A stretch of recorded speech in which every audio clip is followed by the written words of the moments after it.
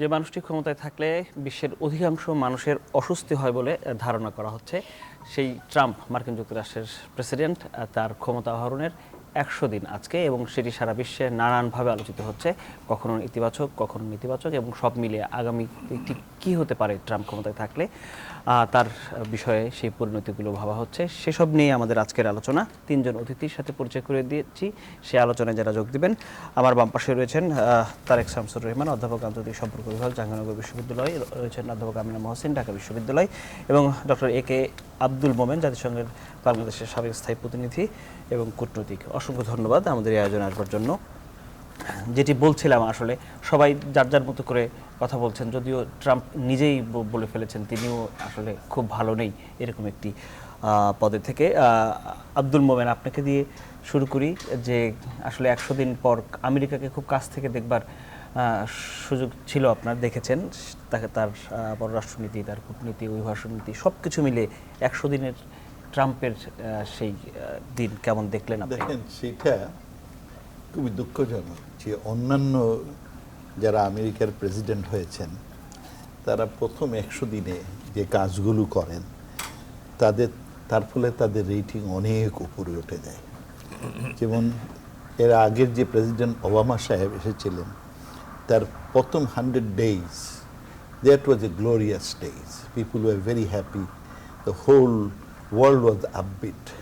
আমেরিকানরা অত্যন্ত সন্তুষ্ট তার কাজে। এবারে ডোনাল্ড ট্রাম্প সাহেব আসার পরে তিনি যে 100 দিনের প্রোগ্রাম নিলেন, সেইখানে মোটামুটিভাবে হতাশা এবং অক্ষমতা।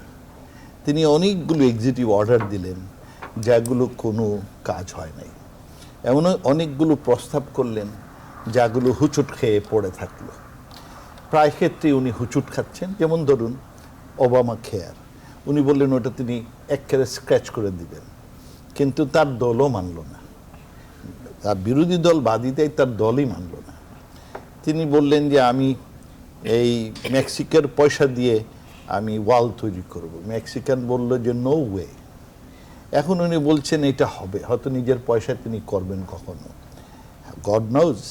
ওইটাতে ফেল করলেন। তিনি বললেন যে 7টা মুসলিম দেশ থেকে লোক আসতে পারবে না, কোর্ট তাকে রিজেক্ট করলো, সেইখানেও তিনি ফেইলিয়ার। উনি বললেন যে তিনি কি করবেন, যে naphtha, north America trade agreement, এটা ক্যান্সেল করে দেবেন। সেইখানে এখন বলছেন না না, এটা নিয়ে আলাপ করব। চায়নার উপরে এত হুমকি দুমকি করলেন, সেইটাতে একসময় বললেন যে কি ন্যাটোটা কোনোভাবেই আমেরিকা সাপোর্ট করবে না, এখন পুরো উল্টো। উনি বললেন যে তিনি সিরিয়ায় কোনো ধরনের আক্রমণ করবেন না, সিরিয়ায় সেফ। পরবর্তীতে আমরা দেখি সেখানে মিসাইল আক্রমণ বলা কয়া নাই, একটা ফেক একটা ইস্যু তুলে কি কেমিক্যাল কি করেছে বলে কেউ এটার সত্যতা মানে স্বীকার করে না বলে তাদের দিলেন, মিসাইল করে তাদের এয়ারফোর্স শেষ করে দিলেন, যাতে তাদের বিরোধী দলগুলো ISIS-LM এরা সুবিধা ভোগ করতে পারে। এদিকে হঠাৎ করে আফগানিস্তানে সবচেয়ে বড় বোমা, মাদার অফ অল বম্বস। তো দেখা যাচ্ছে তার 100 দিনে দুনিয়াতে অনিশ্চয়তা এবং উদ্গ্রীব এবং আনসার্টেনিটি এবং প্রোটেকশনিজমের একটা বড়, এতে বিশ্ববাসী অসন্তুষ্ট, আমেরিকানবাসী অসন্তুষ্ট। আমেরিকানবাসী অসন্তুষ্ট বলেই তিনি একমাত্র প্রেসিডেন্ট যার রেটিং ইজ সো লো। এতে আমার ভয়, আমেরিকায় যখন প্রেসিডেন্টের রেটিংটা খুব নিচে চলে যায় তখন এরা যুদ্ধবাজ হয়ে যায়। বুশ সাহেবের যে বুশ জুনিয়র, যখন তার রেটিং খুব নিচে নেমে গেল তখন তিনি 9/11 দেখালেন। শুধু আমার একটা ভয় আছে, উনিও এই যেহেতু তার রেটিং খুব আপনার নিচে নেমে গেছে, তখন হঠাৎ করে যুদ্ধ করলে আর কি আমেরিকানরা তাকে খুব বাহবা দেয়।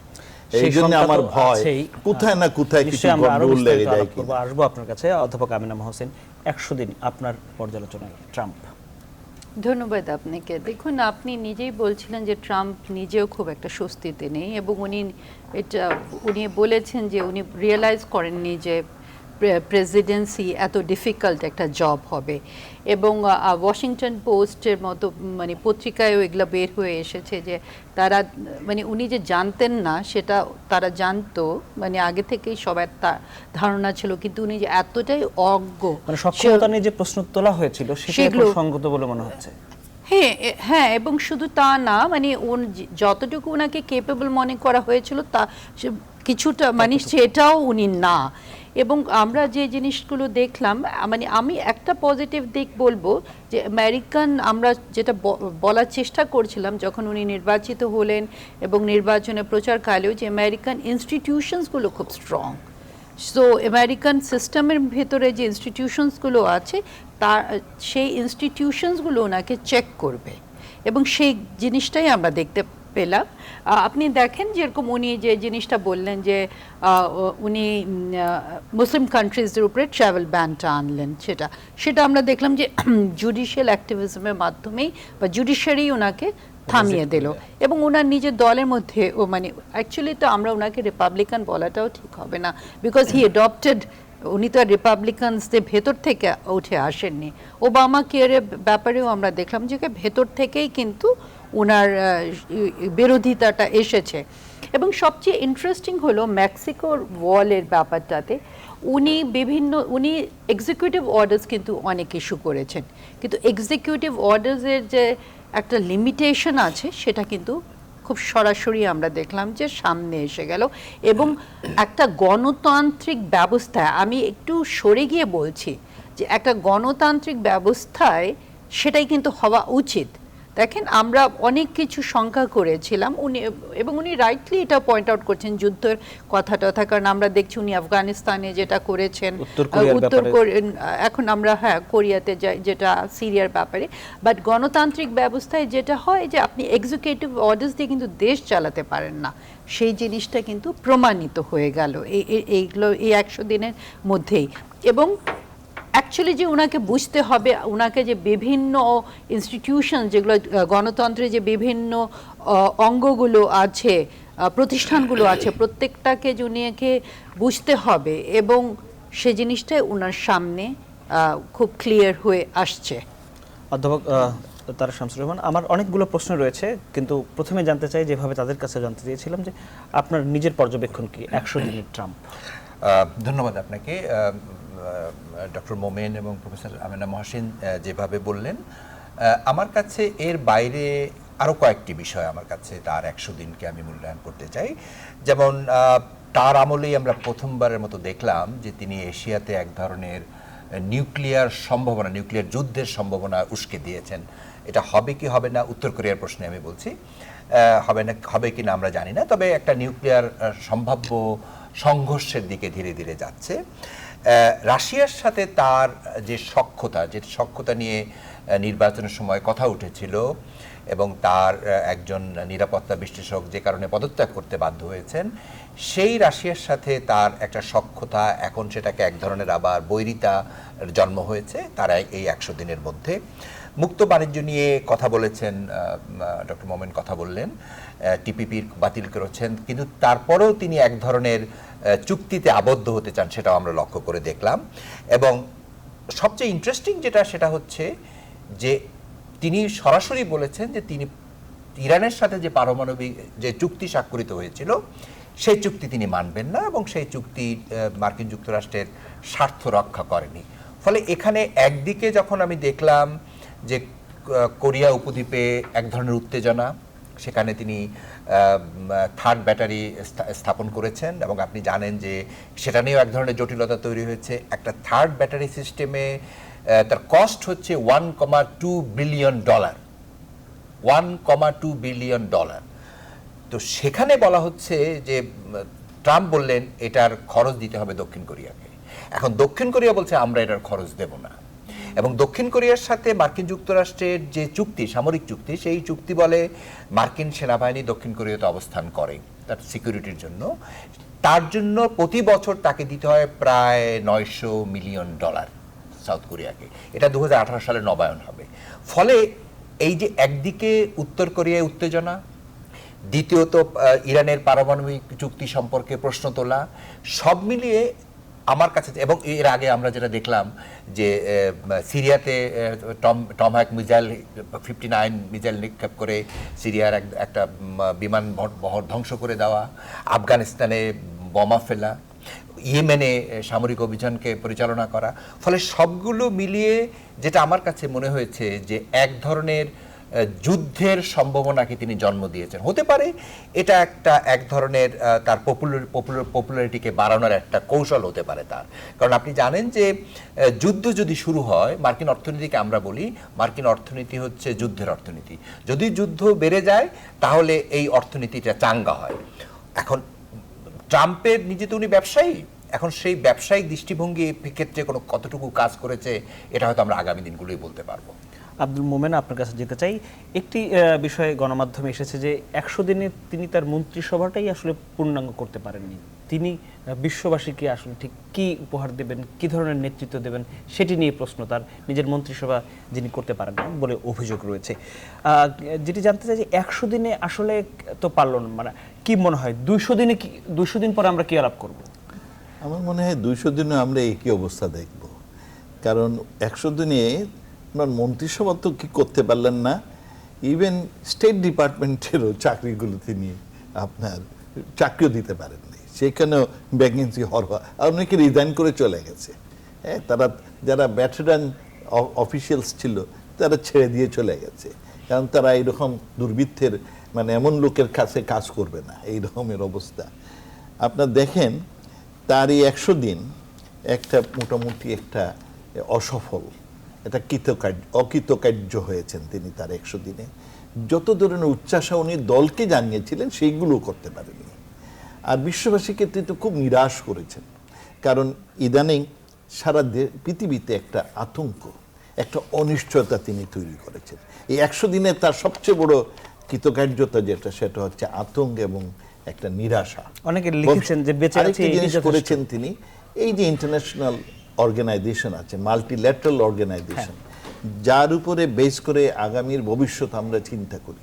2015 সাল was a great year for whole of the world. চারটা বড় সম্মেলন হয় এবং বিশ্ববাসী পার্টনারশিপ, সব দেশ, ধনী দরিদ্র সব দেশ একত্রে কাজ করবে কি পৃথিবীর দারিদ্র্য দূরীকরণের জন্য, বৈষম্য দূরীকরণের জন্য। উনি এসে সেই সংস্থা ইউএন, তার থেকে তিনি টাকা সব উঠায় নিয়ে যাচ্ছেন, এসেই তিনি বন্ধ করে মেয়েদের উন্নতির জন্য ইউএনএফপি এর ফান্ড তিনি উইথড্র করে দিয়েছেন। তিনি পিস কিপিং, যে পিস কিপিং এ আমরা এত কাজ করছি, আমরা স্যাক্রিফাইস করছি, সেইখান থেকে তিনি টাকা উঠায় নিয়ে যাচ্ছেন। তো উনি কি করছেনটা কি? এইসব করে আমেরিকার যে একটা প্রভাব ছিল, উনি তো বলেছেন উনি মেক আমেরিকা ফার্স্ট করবেন, আমেরিকা গ্রেট, আমেরিকা গ্রেটের পরিবর্তে উল্টো করে ফেলতেছেন। আমেরিকা যদি এগুলোর থেকে উইথড্র হয়ে আসে তাহলে আমেরিকা ক্যানট বি গ্রেট। আমি সবসময় বলে থাকি আমেরিকার গ্রেটনেস হচ্ছে যে তারা দে স্টেডফাস্টলি আপনার সাপোর্ট দরিদ্র লোকদের, নির্যাতিত লোকদের, they steadfastly on principle support fairness, justice, এইগুলো তারা সাপোর্ট করে। শেষ পর্যন্ত তাকিয়ে থাকতো তাদের দিকে, এদিক থেকে সবাই তাকিয়ে থাকে তাদের। এই জন্য ইদানিং এই সবগুলোর থেকে তিনি ধরাশায়ী। শুধু তাই না, তার দেশের অর্থনীতি ইজ ইন ব্যাড শেপ। যদিও জব আনএমপ্লয়মেন্টটা কম, কিন্তু সম্প্রতিকালে তার দেশের সাধারণ লোকের ক্ষয়ক্ষমতার, জিনিসপত্রের দাম ক্ষয়ক্ষমতার বাইরে চলে যাচ্ছে, বাড়িঘর হারায় ফেলতেছে। এই যে একটা অশনিক সংকেত তার নিজের দেশে এসেছে, এটা ভয়ের কারণ। কারণ আমেরিকা যদি অস্থিতিশীল হয় তাহলে আমাদের মতো দেশ, আমরা যারা ওই দেশে এক্সপোর্ট করি, আমাদের কিন্তু ভবিষ্যৎ তখন শঙ্কিত হয়। একটা জিনিস আমি একটু জানতে চাই, তার মেয়ের জামাই যিনি, তাকে পররাষ্ট্র এবং প্রতিরক্ষা মন্ত্রীর চেয়েও কখনো কখনো গুরুত্বপূর্ণ এবং ক্ষমতাশালী মনে হচ্ছে। অবশ্যই এটি আমেরিকার রাজনীতি বা আমেরিকার প্রশাসন বা দেশ আমেরিকার জন্য কতখানি মানে ইতিবাচক অথবা নেতিবাচক হয়ে না? আমেরিকাতে কখনো এই ব্যক্তি পারিবারিক তন্ত্র কখনো ছিল না, কিন্তু সেইখানে তিনি নতুন করে নিয়ে এসেছেন। এই শুধু এইটা না, তিনি তার হোটেলের ব্যবসা করতে শুরু করেছেন। প্রেসিডেন্ট সাহেব যান তার রিসোর্টে, সেটা সরকার পয়সা দেয়। তার জামাই যায় বাপের হোটেলে গিয়ে থাকেন, সরকার পয়সা দেয়। এই যে একটা তিনি একটা মানে আনএথিক্যাল জিনিস শুরু করলেন, এটা কিন্তু আমেরিকানবাসীরে দুঃখে দুঃখে খাবে। আমেরিকানরা এতে সন্তুষ্ট না কোনো মতে। আমরা ওই ট্রাম্পের অভিভাষণ, পররাষ্ট্রনীতি, সমরনীতি, অর্থনীতি সবকিছু নিয়ে আলাপ করতে চাই। অধ্যাপক আমেনা মহসিন, অভিবাসন নীতি যেটি আসলে যেটি আমরাও অনেকখানি এফেক্টেড হয়েছি, সেটি সম্পর্কে বলবেন 100 দিনে আমরা ঠিক কোন জায়গায় যে পৌঁছেছি? ধন্যবাদ। দেখুন, এই নীতিটাকে কিন্তু আমেরিকানসরাই এবং যার ওনার দলের লোকরাও আনইথিক্যাল বলেছে। এবং এখানে যে জায়গাটাতে আমরা দেখছি যে উনি এটা দুটো দিক থেকে আমি একটুখানি বিশ্লেষণ করতে চাচ্ছি। একটা হলো নীতিগতভাবে আমরা দেখেছি যে এটাকে আটকানো হয়েছে, এবং সেখানে আমরা দেখেছি তাদের জুডিশিয়ারি খুব একটা অ্যাক্টিভ ভূমিকা পালন করেছে। হ্যাঁ, সেটাই। এবং ধরেন এমনও মানে অনেকেই আছে যারা মানে জুইশ পরিবার থেকে এসেছে, কিন্তু তারা নিজেদের নাম এইভাবে ওরা লিখেছে যে আমরা মুসলিম, মানে ওই যে মুসলমানদের সাথে একাত্মতা ঘোষণা করার জন্য, এবং তারা প্রতিবাদ হিসাবে, এবং খুব ক্লিয়ারলি বলা এখানে এটাকে ওরা বারবারই ওরা বলছে যে দিস ইজ আন আমেরিকান। কারণ আপনি জাস্ট বিকজ একটা ধর্মের ভিত্তিতে একটা মানুষ একটা ধর্ম, তার পরিচয়, একটা ধর্মের একটা পরিচয় আছে, সে ভিত্তিতে আপনি ডিসক্রিমিনেশন করতে পারেন না। এটা পৃথিবীর কোনো দেশে নেই, আনলেস আপনার বিরুদ্ধে কোনো অভিযোগ আছে যে আপনি মানে that can be, you can belong to then any other religion. নিশ্চয়ই মনে আছে যে মার্কিন যুক্তরাষ্ট্রের সাবেক পররাষ্ট্রমন্ত্রী ম্যাডেলিন অলব্রাইট, তিনি কিন্তু একবার বলেছেন প্রয়োজনে আমি দ্বিতীয় ধর্ম হিসেবে ইসলামকে গ্রহণ। আমি অ্যাকচুয়ালি ওনার নামটা না নিয়ে কথাটা ওনারই উদ্ধৃতি দিয়েছিলাম, যে উনি কিন্তু বলছেন যে আমি জুইশ ব্যাকগ্রাউন্ডের, বাট প্রয়োজন হলে I will take an Islamic name and I will say, আমি ওদের পাশে দাঁড়াবো, কিন্তু আমি ঠিক নামটা আনছিলাম না এখানে চিহ্নিত করার জন্য। সো আমি যে কথাটা বলছি যে এই জিনিসগুলো এখন একটা তো হলো এই জায়গাটা না, ইন প্রিন্সিপাল আপনি দাঁড়িয়ে গেলেন, আপনি দেখলেন যে আপনি এটার বিরুদ্ধে, আপনি জুডিশিয়ারি সবাই আপনাকে এটার বিরুদ্ধে দাঁড়া করালো, আপনি এটাকে পাস করতে পারছেন না। কিন্তু আরেকটা যে জায়গাটা সেটা হলো যে ধরেন যারা মুসলমান যে দেশগুলো আছে তাদের মধ্যে তো আপনি একটা ভয়টা এনে ফেলেছেন, তাই না? ওই ফিয়ার সিনড্রোমটা তো এসে গেছে, একটা ভীষণ অস্বস্তি কাজ করছে, অস্বস্তি কাজ করছে। এবং শুধু তা না, আমেরিকান সমাজেও আপনি যেটা আমরা তখনও বলছিলাম, উনি যখন ওই প্রচারগুলো করছিলেন, যে এই বীজটা তো আপনি বপন করে দিলেন। উনার তো ধরেন উনার রেটিং অনেক লো থাকতে পারে, কিন্তু উনার তো সাপোর্টার্সও আছে, তাই না? এবং এইটাকে আপনি একটা ইস্যু হিসাবে নিয়ে আসলেন ওদের আমেরিকান পলিটিক্সে। আজকে এটা ডিফিটেড হয়েছে, কিন্তু এটার অনেক বিভিন্ন ধরনের কিন্তু ইম্প্যাক্ট হয়েছে। আমরা যেটা ইন্টারন্যাশনাল রিলেশনসের ভাষায় বলে থাকি ডমিনো এফেক্ট, মানে আপনি একটা জিনিস করলেন, আপনি হয়তো ঠিক সরাসরি আপনি এটা থামিয়ে দিলেন, আচ্ছা এটা হচ্ছে না, কিন্তু এরপর থেকে যেটা হবে কি, আপনি মানুষপটে কিন্তু সাধারণ মানুষের ওটা নিয়ে আসলেন ওই সাইকোলজিতে, যে হ্যাঁ এরা ক্রিমিনালস, এরা এখানে এসে এই ধরনের কাজ করে, এরা জঙ্গি। এটা ইটস নট যে এটা এক্সিস্ট করতো না, কিন্তু যখন একজন প্রেসিডেন্ট এই ধরনের একটা এক্সিকিউটিভ অর্ডার দেয়, সেটার কিন্তু প্রভাবটা অন্য ধরনের থাকে। এবং সেটা আমি আজকে এটা দেখব না, এটা দেখার এটা দেখার জন্য আমাকে অপেক্ষা করতে হবে আরো বেশ কিছু বছর। অধ্যাপক তারেক শামসুর রহমান, আমি একটু একেবারে অভিবাসন নিয়ে আমি আসলে জানতে চাই। আমি প্রফেসর আমেনা মহসিনের ওই সূত্র ধরে একটা কথা বলি। অত্যন্ত খুব গুরুত্বপূর্ণ একটা কথা বলেছেন প্রফেসর মহসিন।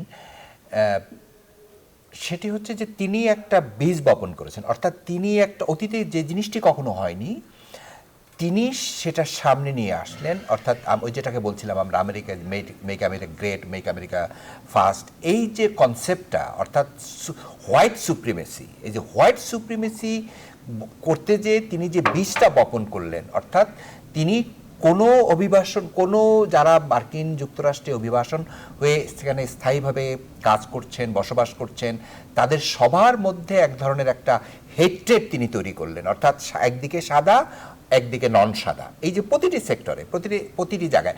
হয়তো কোনো স্টেটে এটা সম্ভব হবে না, যেমন আমি যদি বলি নিউ ইয়র্কের কথা, নিউ ইয়র্কে হয়তো সম্ভব হবে না, কারণ নিউ ইয়র্কের মেয়র খুব পজিটিভলি অভিবাসীদের পক্ষে অবস্থান উনি নিয়ে জানিয়ে দিয়েছেন যে যে তালিকা ট্রাম্প থেকে চাওয়া হয়েছে সেটি উনি দিবেন না, এবং আগেও তিনি কায়িত্ব করেছেন। এর পেছনে কারণও আছে। আবার যদি আপনি টেক্সাসে যান, টেক্সাসে দেখবেন যে সেখানে সবসময় টেক্সাসের স্টেটটাই হচ্ছে রিপাবলিকান স্টেট, এবং সেখানে আমি নিজে একাধিকবার গেছি, একাধিকবার আমি যাই, সেখানে আমি দেখেছি যে সেখানে এক ধরনের কোট আনকোট কুল হেট্রেড সেখানে রয়ে গেছে। এখন সেটা আরো সামনে চলে আসবে, অর্থাৎ যারা শ্বেতাঙ্গ নন, যারা আমাদের মতো দেশ থেকে এসছেন, মুসলমান দেশ থেকে এসছেন, তাদের মধ্যে এক ধরনের হেট্রেড কাজ করবে। আমি টেক্সাসে দেখেছি, হিউস্টনে বেশ কিছু অ্যারাবিয়ান কমিউনিটির লোকজনরা সেখানে বসবাস করেন, এদের রেস্টুরেন্ট আছে, এরা অন্য ব্যবসার সাথে জড়িত। এখন এদের নিয়ে ভবিষ্যতে একটা প্রশ্ন কিন্তু থাকবে। তবে এখানে আমি সাথে সাথে আরেকটা কথা আমি বলি, সেটা হচ্ছে যে যত চেষ্টাই করুন না কেন ডোনাল্ড ট্রাম্প অভিবাসীদেরকে বের করে দেওয়া বা এক ধরনের প্রেশার ক্রিয়েট করা, চূড়ান্ত বিচারে তিনি কিন্তু আলটিমেটলি পারবেন না। এই কারণে অনেক প্রফেশনাল জবগুলো এই অভিবাসীদের সন্তানরা, সেকেন্ড জেনারেশন, থার্ড জেনারেশন, তারা এগুলো করছে। আপনি যদি নিউ ইয়র্কে যান, আপনি নিউ ইয়র্কে দেখবেন যে হাসপাতালগুলো যারা কাজ করেন, ডাক্তার এবং ফার্মাসিস্ট, এদের একটা ম্যাক্সিমাম অংশ হচ্ছে ভারতীয় বংশোদ্ভূত। এরা কাজ করেন ওখানে, তার বাবারা এখানে এসছেন, বাবারা কাজ করেছেন, বাবার সন্তানরা সে ফল ভোগ করেছেন, দে আর অল আমেরিকান সিটিজেন। ফলে তাদেরকে বাদ দিয়ে আমেরিকার হেলথ সেক্টরটাই চলবে না। আমি জনাব মোমিনের কাছে যেতে চাই। আপনি দেখেছিলেন যখন ছিলেন, দায়িত্বে ছিলেন, তখন অভিবাসন নীতি কেমন ছিল, সেটি বাঙালিদের জন্য কি প্রভাব ফেলেছিল, কতখানি ভালো ছিল, আর এখন যা হচ্ছে তাতে আপনার মূল্যায়ন কি? দেখেন, আমেরিকানটা is a land of immigrants. আমেরিকার অধিকাংশ লোক তার নিজের দেশে যখন নির্যাতিত হয়েছে, বিতাড়িত হয়েছে, তখন তারা আমেরিকা এসেছে। আমেরিকায় যে আজকে হোয়াইট যারা মনে করেন আইরিশ আছে কিংবা ব্রিটিশ আছে, তাদের যখন দেশে প্লেগ হলো, খাওয়ার অভাব, সারা ইউরোপে যখন খাওয়ার ছিল না, যখন ধর্মীয় কারণে মানুষদের উপর অত্যাচার হচ্ছিল, দে প্রটেস্টেড এগেইনস্ট দি ক্যাথলিক, এরা বাধ্য হয়ে তখন আমেরিকায় আশ্রয় নেয়। আর সারা দুনিয়াতেই যেখানেই অত্যাচারিত হয়েছে সেইখান থেকেই আমেরিকায় লোক এসেছে। আমেরিকায় বিভিন্ন জাতের গোত্রের লোক আছে। যেখানে যে দেশে আমেরিকা যুদ্ধ করে, ভিয়েতনাম বলেন, কম্বোডিয়া বলেন, ইরান বলেন, আপনার ইরাক বলেন, যে দেশেই আমেরিকানরা যুদ্ধ করে, ওই দেশের লোক দলে দলে আমেরিকায় গিয়ে জয়েন করে, তারা আমেরিকান নাগরিক হয়। আমেরিকাটা হচ্ছে is a land of immigrants, অভিবাসীদের দেশ, এবং এখানে সবাই মেল্টিং পট। যারা আসে, এসে ইন দ্য প্রসেস তারা সব আমেরিকান হয়ে ওঠে। এই যে একটা যে এখানে America is a land of opportunity, যে আসে তারাই অপরচুনিটি করে, তারাই কিন্তু পরবর্তীতে এই দেশে রাজা হয়। এইরকম একটা আমেরিকাকে তো তারাই সমৃদ্ধ করেছে, তারাই আমেরিকাকে সমৃদ্ধ। এই যে নিউ ইয়র্কে কোনো জবলেসনেস নাই, এর কারণ কি? ইমিগ্রেন্টরা এসে they don't look for a job, they create job. তারা ক্রিয়েট, বাঙালি যারা যায় সেখানে তারা দোকানপাট কত কিছু করে আমেরিকানদের চাকরি দিচ্ছে। এই হলো আমেরিকার। আমি বহু বছর ছিলাম, হ্যাঁ, প্রায় 38 বছর সেইখানে। ইট ওয়াজ এ ল্যান্ড যে যারাই বিদেশ থেকে বাইরে থেকে এসেছেন, দে আর মোর স্মার্ট, এবং তারা মোর কর্মঠ, অনেক খাটে খুঁটতে তারা কিন্তু মানুষ হয়। আমেরিকানরা এতে খুব অসন্তুষ্ট হয় না, কারণ তারাই তো ওইভাবেই এসেছে। কিছু কিছু লোক আপনি যদি ওয়েলফেয়ার নেন, তাহলে তারা একটু অসন্তুষ্ট। ওয়েলফেয়ার লাইনে যিনি দাঁড়ান তাকে দেখতে পারে না, they don't like they, because they honour hard work. হ্যাঁ, আমরা যখন ছিলাম তখন কিন্তু এই ইমিগ্রেন্টের প্রতি আস্তে আস্তে যখন ওই 2008-09 আপনার আমেরিকান অর্থনীতি খারাপ হতে লাগলো, আমেরিকানরা চাকরি হারালো, চাকরি নাই, বিদেশিরা আবার চাকরি করছে, তখন এই অধিবাসীর উপর কিছুটা বিতৃষ্ণা আসে। কিন্তু এইটা ব্যক্তি পর্যায়ে যে ইমিগ্রেন্টরা, টু মেনি ইমিগ্রেন্ট, 1,20,00,000 ইমিগ্রেন্ট, সেইগুলোরে আমাদের অর্থনীতি খেয়ে ফেলতে এরকম। কিন্তু বর্তমানে যেটা হচ্ছে, আমেনা মহসিন এবং রসের সাহেব যেটা বলেছেন, যে উনি একটা বীজ রোপণ করেন, হিংসা বিদ্বেষের বীজ।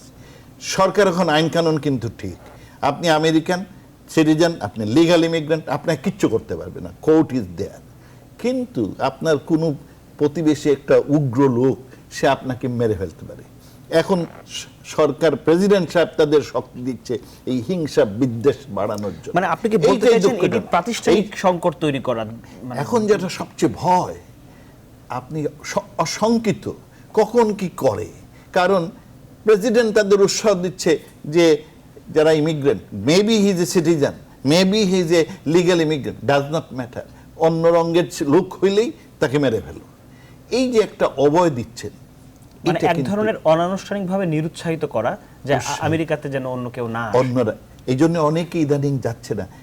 আপনার দেখেন ওবামা সাহেবের সময়ে, উনি যদিও ওয়ালের কথা বলছে, ওবামা সাহেব সবচেয়ে বেশি ইল্লিগ্যাল অধিবাসীকে বিদেশে পাঠিয়েছেন।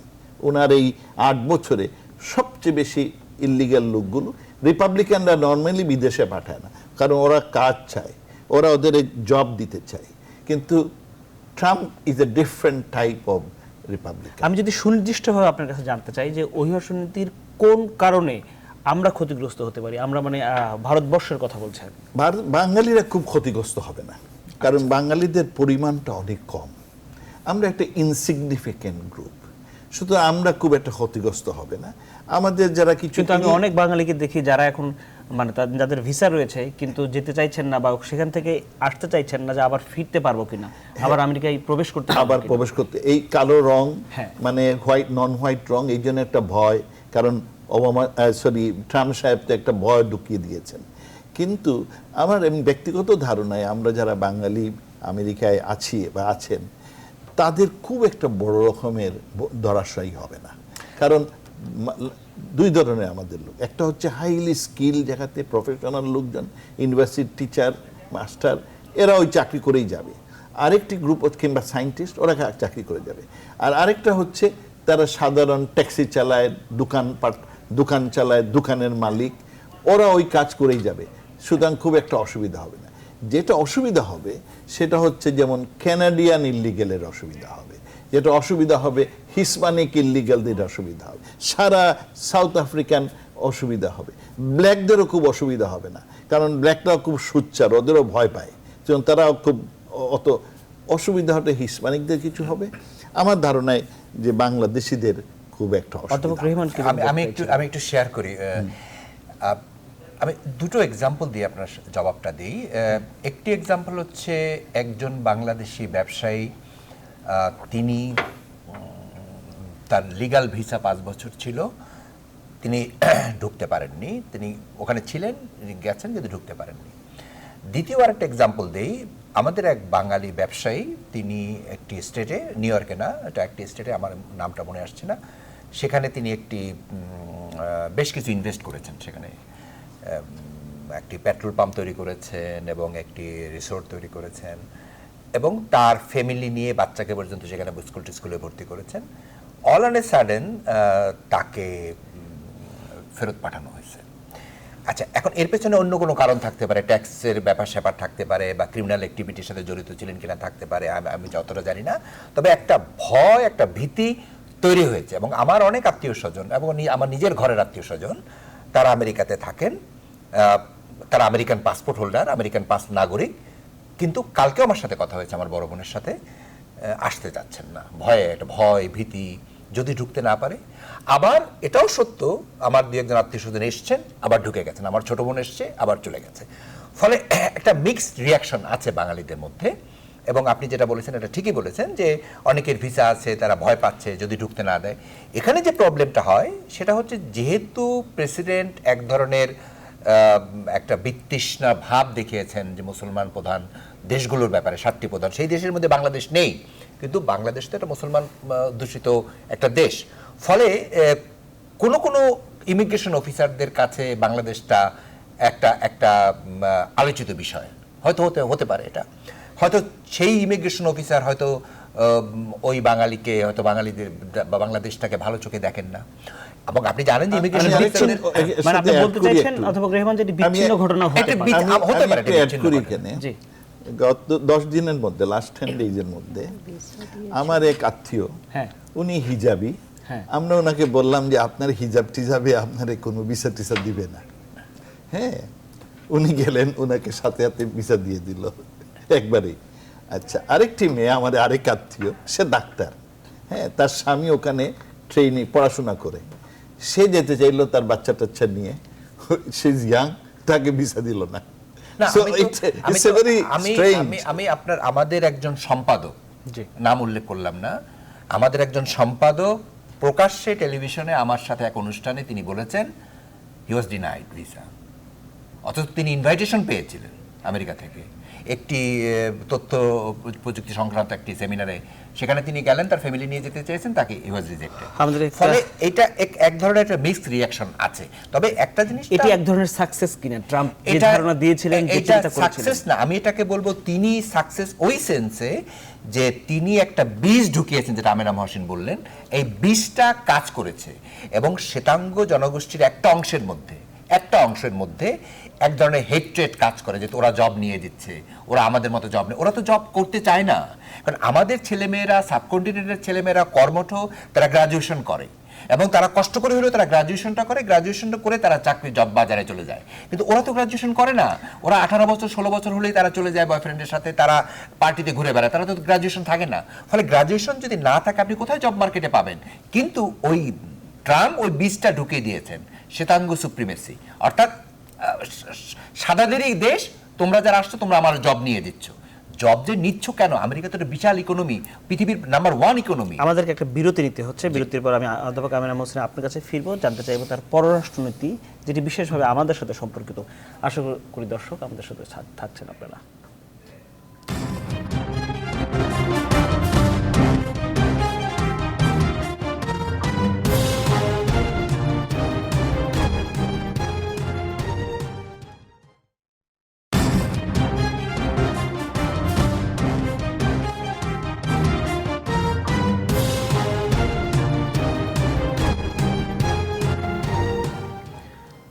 দর্শক আবারও স্বাগত আমাদের জনতন্ত্র গণতন্ত্র অনুষ্ঠানে। আমরা আলাপ করছিলাম ট্রাম্পের 100 দিন নিয়ে, যার যার মতো করে আমরা সবাই মূল্যায়ন করছি। আমাদের তিনজন আলোচক পরিচয় করে দিই। ডক্টর এ কে আব্দুল মোমেন, জাতিসংঘের সাবেক বাংলাদেশের স্থায়ী প্রতিনিধি এবং কূটনীতিক, অধ্যাপক আমেনা মহসিন, ঢাকা বিশ্ববিদ্যালয়, এবং অধ্যাপক তারেক শামসুর রহমান, জাহাঙ্গীরনগর বিশ্ববিদ্যালয়ের।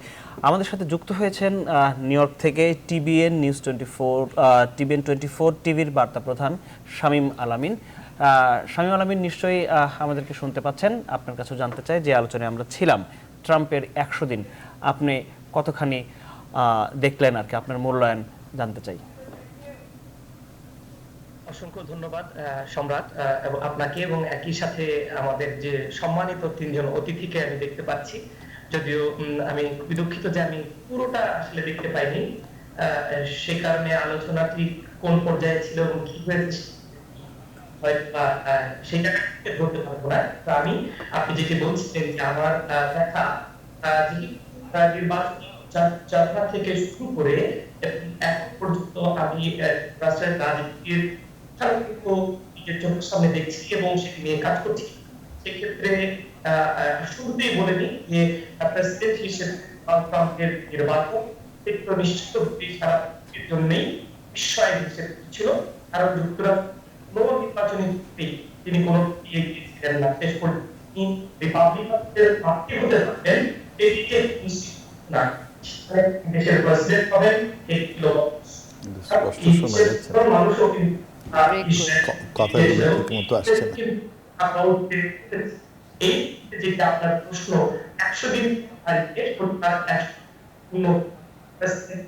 কোথায় নিজস্ব দিয়েছিলেন, যে কথা বলেছিলেন, তার কথাবার্তা করা গেছে এবং সেগুলো নিয়ে একটি সাক্ষাৎকারে অবস্থা যে তার প্রাথমিক প্রতিশ্রুতি বা শুধু তিনি অনেকটাই সফল। কিন্তু শামীম আলামিন, কোনো এক যান্ত্রিক ত্রুটির কারণে আপনার কথা আমরা ঠিকভাবে শুনতে পাচ্ছি না। আশা করি সেটি সংযোগটি ঠিক হলে আবারও আপনার কাছে ফিরবো। আমি অধ্যাপক আমেনা মহসিন আপনার কাছে ফিরতে চেয়েছিলাম আমাদের ট্রাম্পের পররাষ্ট্রনীতি এবং তাতে আমাদের সম্পর্কিত, যা ভারতবর্ষ সম্পর্কিত, সেখানে এই 100 দিনে কি কিছু বোঝা গেল যে ট্রাম্প আসলে কোন পথে হাঁটছেন? ধন্যবাদ আপনাকে। আপনার এই প্রশ্নের উত্তরে সরাসরি যাওয়ার আগে ডক্টর তারেক শামসুর রহমান এবং অ্যাম্বাসেডর মুনিম যেটা বলছিলেন, আপনি ভিসা সংক্রান্ত যে প্রশ্ন করেছিলেন, ওটা নিয়ে আমি একটু বলতে চাচ্ছি, কারণ ওটাও কিন্তু আবার পররাষ্ট্রনীতির সাথেই সম্পর্কিত। আমরা দেখেছি যে ট্রাম্প কিন্তু H1 ভিসার উপরে উনি বলেছেন রেস্ট্রিকশনস দেবেন, যেটা প্রফেশনালসদেরকে যারা মানে চাকরি নিয়ে যায় তাদের মানে সেটাকে নিরুৎসাহিত করছেন। এবং সেটার প্রেক্ষিতে আমরা দেখেছি ভারতের প্রধানমন্ত্রী কিন্তু নরেন্দ্র মোদী উনি এটা প্রোটেস্টও করেছেন। অথচ আমরা দেখেছিলাম যখন ওখানে ইলেকশনটা হচ্ছিল সেই সময় এক ধরনের সমর্থন দেখেছিলাম আমরা ট্রাম্পের প্রতি, কিন্তু এই জায়গাটায় আমরা দেখলাম যে এখানে ভারত থেকে প্রোটেস্ট গেছে, কারণ ভারতীয় একটা বড় জনগোষ্ঠী ওখানে প্রফেশনালি ইনভলভড আছে। হ্যাঁ, তো আপনি তো ওই জায়গাটা আমাকে প্রশ্ন করলেন যে এটা ধরেন পররাষ্ট্রনীতির ক্ষেত্রে দক্ষিণ এশিয়া বা ভারতবর্ষ। সো আপনি দেখেন যেখানে একজন প্রধানমন্ত্রী প্রোটেস্ট করছেন এবং এটা থেকে বিরত থাকার জন্য বলছেন, এটা তো ফরেন পলিসির পররাষ্ট্রনীতির একটা অংশ, সেই ধরনের সেটা একটা জায়গা আছে।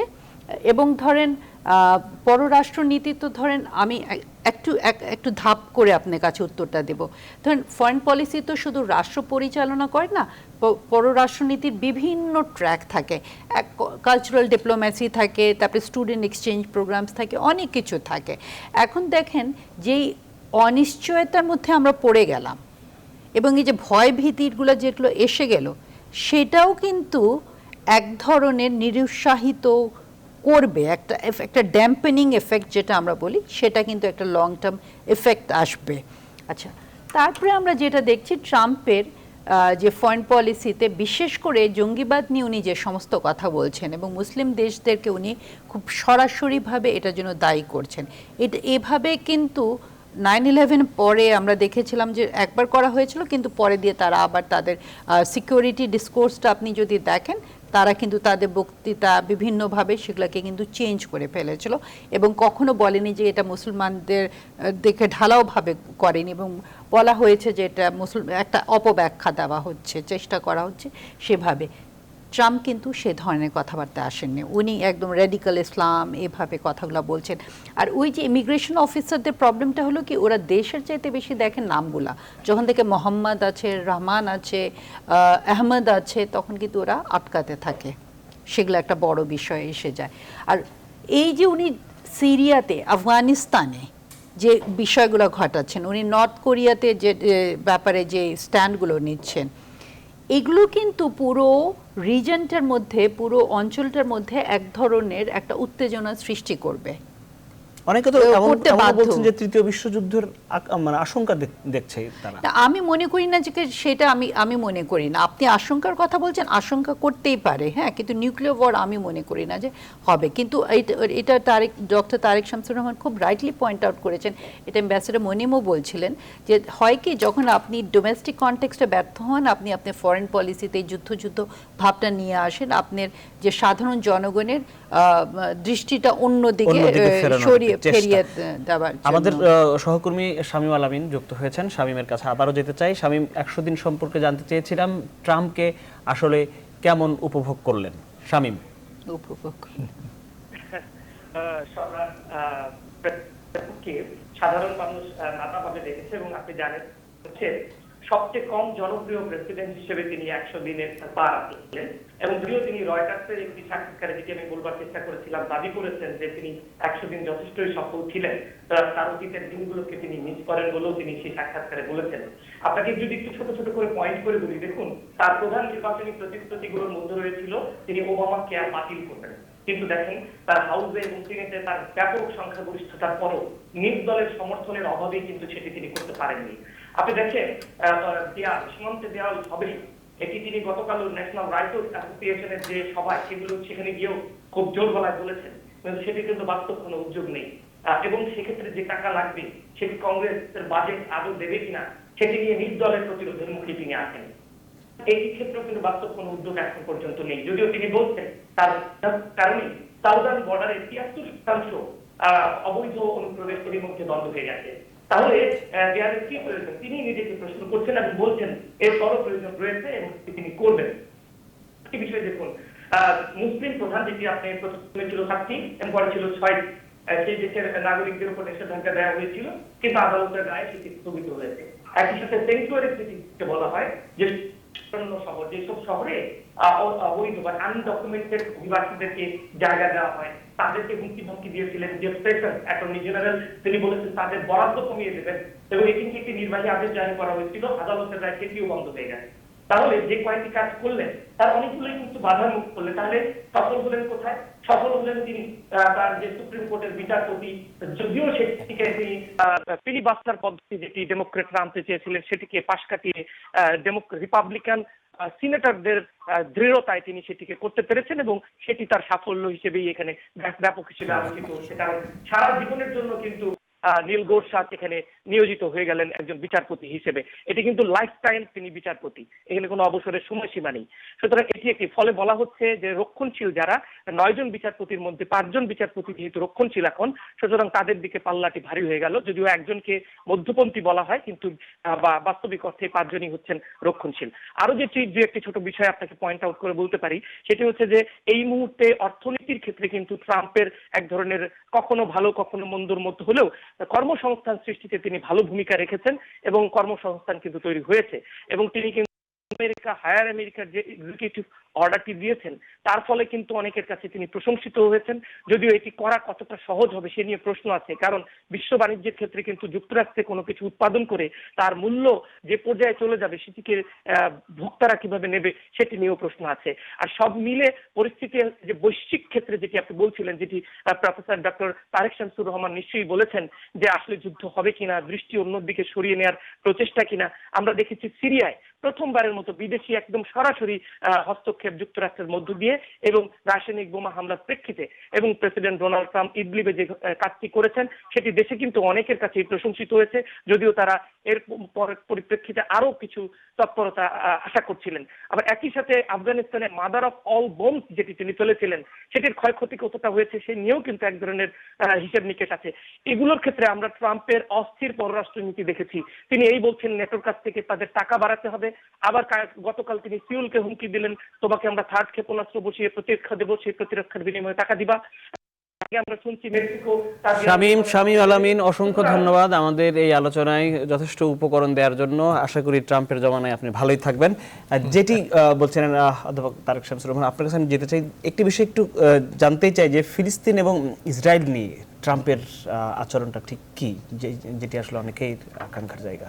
না, সেটা হচ্ছে ধরেন অনেকদিন থেকেই তো এটা বলা হচ্ছিল যে এই ধরনের এই দুটো ফিলিস্তিন এবং ইসরায়েলের মধ্যে এক ধরনের সহ অবস্থান। কিন্তু আমার মধ্যে একটা জিনিস একটু কনফিউশন আছে, আমি কনফিউশনের মধ্যে থাকি। সেটি হচ্ছে যে তার জামাই কুশনার তিনি হচ্ছেন ইহুদি বংশোদ্ভূত, এবং তিনি এখন ডিসিশন মেকিংয়ে যথেষ্ট প্রভাব খাটান, এবং আমার ধারণা তিনি ইসরায়েলি লবি দ্বারা ইনফ্লুয়েন্সড, অনেক ক্ষেত্রে তিনি ইনফ্লুয়েন্সড। ফলে আগামী দিনে এখন পর্যন্ত দৃশ্যমান কোনো অ্যাপ্রোচ আমার চোখে ধরা পড়েনি ফিলিস্তিনিদের সাথে ইসরায়েলের একটা যে আলোচনা আমি দেখছি না।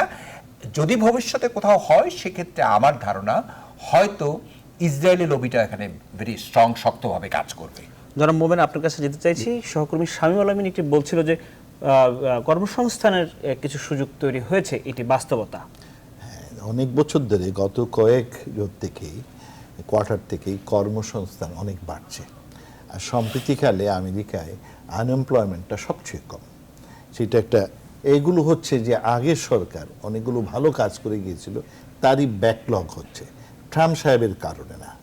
হ্যাঁ, এটাই বলে রাখতে হবে যে এইগুলো ব্যাকলগের কারণে এগুলো ভালো অবস্থানে আছে। কতদিন ভালো অবস্থানে থাকে এটা আপনি প্রশ্ন করেছিলেন যে আমাদের দেশের ট্রাম্প সাহেবের ফরেন পলিসির জন্য আমাদের কোনো অসুবিধা হবে কিনা। অবশ্যই হবে, ভালো মন্দ দুটা মিলে। ভালোটা যেমন তিনি টিপিপি থেকে উইথড্র করেছেন, এটা আমাদের জন্য ভালো, আমাদের গার্মেন্ট এক্সপোর্টের জন্য ভালো। কিন্তু তিনি ক্লাইমেট ফান্ড থেকে উইথড্র করে ফেলবেন, এখনো করতে পারেন নাই, কিন্তু এটা যদি হয় তাহলে কিন্তু আমাদের বেশ ক্ষতি হবে। কারণ আমরা আশা করছি যে আমেরিকা যদি একটা বড় অঙ্ক পাওয়া যাবে যেমন, এবং তারা হচ্ছে পৃথিবীর মধ্যে 2টা দেশ সবচেয়ে বেশি এই ক্লাইমেটটা নষ্ট করে। একটা হচ্ছে গণচীন আর একটি আমেরিকা। তারা যদি এই ক্লাইমেটের নষ্ট না করে তাহলে আমাদের অবস্থা ভালো থাকবে, কিন্তু ওখান থেকে তিনি বিশ্বাসই করেন না। ওনার যিনি যাকে নিয়োগ করেছেন সেইটাতে বিশ্বাসই করে না। আরেকটি হচ্ছে যে আমরা আশা করেছিলাম যে এই যে টেকসই উন্নয়নের লক্ষ্যমাত্রাগুলো সেইগুলো পূরণের জন্য সবচেয়ে বেশি টাকাটা দিবে যুক্তরাষ্ট্র, প্রায় $5 বিলিয়ন ইয়ার, $500 বিলিয়ন ইয়ার। এর ধারে কাছে ট্রাম্প সাহেব নাই। শুধু এটা সারা পৃথিবীর জন্য একটা বড় রকমের মানে হতাশার কারণ, অসম্ভব। কারণ এই যে এডিশনাল যে ফান্ডিংটা আমাদের এইটা বন্ধ হয়ে যাবে। আমরা বিশ্বাস করেছিলাম পৃথিবীর সব মানুষ মিলেমিশে ইন পার্টনারশিপ, ইন কোলাবোরেশন এই দারিদ্রতা দূর করবে। উনি তার ধারে কাছে নাই। এটা আমাদের জন্য, বিশ্ববাসীর জন্য খুব দুঃখজনক। ইউএন পিস কিপিং আমাদের সবচেয়ে বড়, ওখানে আমরা লোক পাঠাই। ওইটা থেকে তিনি উইথড্র করে ফেলবেন। হ্যাঁ, ওইটার পয়সা কমায়, পয়সা কত, মোর দেন 25% তিনি কমায় ফেলবেন করেছে। আমাদের শামীম আলমের সাথে আরেকবার যুক্ত হতে চাই। আমেরিকা এবং রাশিয়ার সাথে সম্পর্ক নিয়ে নির্বাচনের আগে থেকে যে কথা হচ্ছিল, নির্বাচনকালীন সময়ে যে কথা হয়েছে এবং পরবর্তীতে যে কথাগুলো হয়েছে, আসলে সেই সম্পর্ক দুটি পররাষ্ট্র শক্তির মধ্যে কোথায় গিয়ে ঠেকেছে? শামীম, আমাদেরকে যদি একটু বিশ্লেষণ করতেন। সম্রাট, আমি খুব ছোট করে বলবো, এটা হচ্ছে যে নির্বাচনের আগে থেকেই প্রেসিডেন্ট ট্রাম্পের রাশিয়া সংশ্লিষ্টতা নিয়ে প্রশ্ন উঠেছে এবং নির্বাচনে তার একটি ভূমিকা ছিল বলে রাশিয়ার যে অভিযোগটি ছিল সেটি কিন্তু এখনো তার পিছু ছাড়ছে না। ফলে অনেকেই বলছেন আন্তর্জাতিক অঙ্গনে যে পরিস্থিতি তৈরি হয়েছে সেটি হচ্ছে যে এক ধরনের দৃষ্টি ফেরানোর একটা কৌশল কিনা। ট্রাম্পের উপদেষ্টাদের সাথে রাশিয়ার সংশ্লিষ্টতা নিয়ে যে অভিযোগ সেটি কিন্তু সিনেটে, হাউসে এবং বিভিন্ন ক্ষেত্রে তদন্ত চলছে, এফবিআইও তদন্ত করছে। সুতরাং এটির পরিণতি কি হয় সেটিতে দৃষ্টি রাখতেই হবে। একই সাথে কিন্তু আরেকটি ছোট্ট বিষয়, এই 100 দিনের শুরু থেকে, বিশেষ করে শুরুর দিকটায় প্রেসিডেন্ট ট্রাম্প গণমাধ্যমকে যেভাবে আক্রমণ করেছেন ফেক নিউজ বলে, সেটি কিন্তু খুব আলোচিত ছিল। তিনি সাবেক প্রেসিডেন্ট ওবামার বিরুদ্ধে দুটি বড় ধরনের অভিযোগ এনেছিলেন। তার মধ্যে একটি হচ্ছে গত নির্বাচনের কারচুপির অভিযোগ এবং একই সাথে কিন্তু আরেকটি বিশেষ করে ওয়্যার ট্রেপিং বা তার ফোনে আড়ি পাতার অভিযোগ। এই দুটি বিষয়ে তিনি কোনো প্রমাণ দিতে পারেননি। এই ধরনের কথা বলাতে তিনি নানাভাবেই সমালোচিত ছিলেন। ওকে শামীম, অসংখ্য ধন্যবাদ। আমাদের অনুষ্ঠানে একেবারে শেষ প্রান্তে আমি আমিনা হোসেন, আপনি ছোট্ট করে আপনাদের কাছে যেতে চাই, সব মিলিয়ে ট্রাম্প, দেখুন এটা সব মিলিয়ে ট্রাম্প এখন মানে যে জিনিসটা হলো, আমরা কখনো আশাই করিনি যে ট্রাম্পের মতো একজন ব্যক্তি প্রেসিডেন্ট হবেন। এবং আমি আশা করব যে আমেরিকান গণতন্ত্রের যে ইনস্টিটিউশনসগুলো আছে সেই চেক অ্যান্ড ব্যালেন্সের মধ্যে দিয়ে যাবে এবং সেখানে এক ধরনের ধরেন আমরা যেরকম একটা ব্যালেন্স আনার চেষ্টা করা হবে। যেটি আমিনা হোসেন বলবার চেষ্টা করছেন যে প্রাতিষ্ঠানিক অনেক কিছু রয়েছে যা তাকে বাধা দেবে, যে ইচ্ছে মতো চলতে পারবে না ট্রাম্প, সেটি আমরাও বলেছিলাম। আসলে কি বাস্তবতা তাই হয়? কিছুটা তো হয়েছে। তিনি সবকিছু চাইলেই তিনি সবকিছু করতে পারেননি। তিনি অনেক নির্বাহী আদেশ দিয়েছেন, সেই নির্বাহী আদেশ আদালত রিজেক্ট করে দিয়েছে। তাই তিনি এখন, আপনি প্রথমেই বলেছিলেন যে আপনার অনেক মন্ত্রিসভা তিনি এখন পর্যন্ত নিয়োগ দিতে পারেননি মন্ত্রীদেরকে।